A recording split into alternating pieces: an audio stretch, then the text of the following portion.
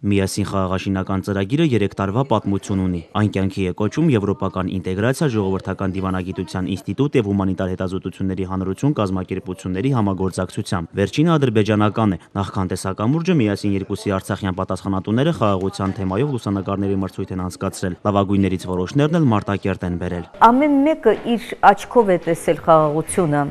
Ու այդ խաղաղություն իր տեսածը, խաղաղությունը տեսածը արտացոլվել է այդ նկարների մեջ։ Շատ հետաքրքիր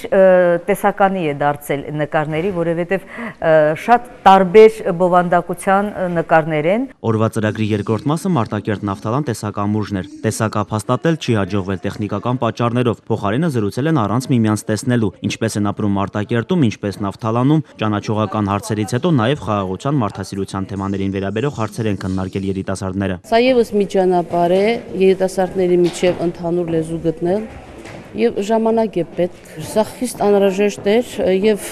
կարելի է նման երկխոսություններ ծավալել ավելի մեծ լսարաններով։ Միասին խաղաղաշինական ծրագրի արդյունքները բոլոր կողմերի մասնակցությամբ Երևան-Ստեփանակերտ-Բաքու տեսակամուրջի ընթացքում են ամփոփվելու։ Այն նախատեսվում է առաջիկա 1 ամսվա ընթացքում։ Նարեկ Սահակյան, Արցախից ժամը լրատվականի համար։